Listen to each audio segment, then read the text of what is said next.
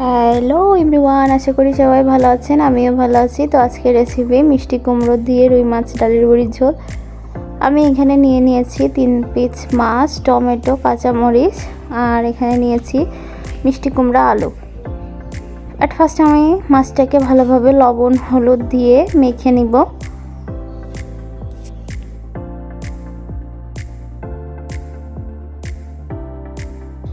লবণ হলুদ দিয়ে ভালোভাবে মেখে ফার্স্টে আমি কড়াইতে তেল দিয়ে ভালোভাবে গরম করে নিয়ে মাছগুলো ভেজে নিব এক এক করে।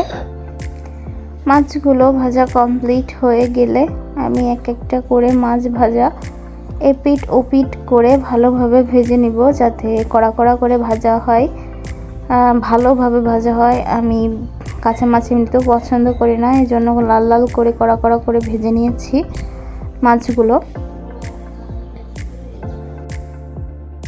তারপর আলুগুলো দিয়ে ভালোভাবে ভেজে নিব একটু হালকা হালকা করে। তো আলু এক সাইড করলে আমি ফোড়নে রাঁধুনি কিছুটা জিরে আর একটা শুকনো মরিচ চিড়ে দিয়ে নিয়েছি। ভালোভাবে ফোড়নটা ভাজা ভাজা করে ভেজে নিয়ে তার মধ্যে আমি মিষ্টি কুমড়া দিয়ে নিব, আর সাথে অ্যাড করব কাঁচামরিচ। আমার ডালের বড়িগুলো আগে ভাজতে মনে ছিল না, বিধায় আমি মিষ্টি কুমড়া আলুগুলো ভালোভাবে ভেজে নিয়ে তুলে তারপরে ডালের বড়িগুলো ভেজেছি। কিন্তু ডালের বড়িটা আমি মাছের ভাজার পরপরই ভেজে নিলে ভালো হতো, আসলে আমার মনে ছিল না, এই জন্য আমি পরে একটু তেল দিয়ে ডালের বড়িগুলো ভালোভাবে ভেজে নিয়েছি।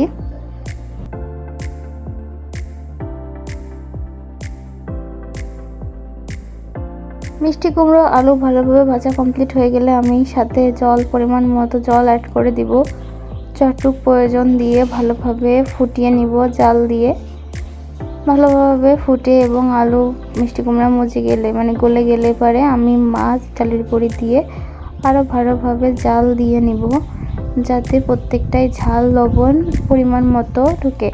এবং পরবর্তীতে টমেটো কেটে রাখা টমেটোটা আমি দিয়ে দেব। 4 ফাল করে রেখে 5-6 ফাল করে রেখেছিলাম, লম্বা লম্বা করে দিয়ে দিব, যাতে টমেটোটা একদম পুরোপুরি গলে না যায়, আবার কাঁচাও না থাকে, মুখে খাওয়া যায়। তারপরে আমি ভাজা ধনে গুঁড়াটা ছিটিয়ে দিব, আর দিব সাথে হচ্ছে জিরা, ভাজা জিরাটাও ছিটিয়ে দিয়ে নামিয়ে নেব আজকের রেসিপি মিষ্টি কুমড়া আলু ডালের বড়ি দিয়ে রুই মাছের ঝোল। তো রেসিপিটা খুবই সহজ আর খুবই সুস্বাদু এবং শরীরের স্বাস্থ্যকর খাবারও বটে। তো রেসিপিটা যদি সবার ভালো লেগে থাকে সবাই ট্রাই করতে পারেন। মিষ্টি কুমড়া দিয়ে রুই মাছের ঝোল, সাথে আবার ডালের বড়ি। তো আজকের ভিডিও এই পর্যন্তই। সবার যদি রেসিপিটা ভালো লেগে থাকে সবাই দেখবেন। ধন্যবাদ সবাইকে।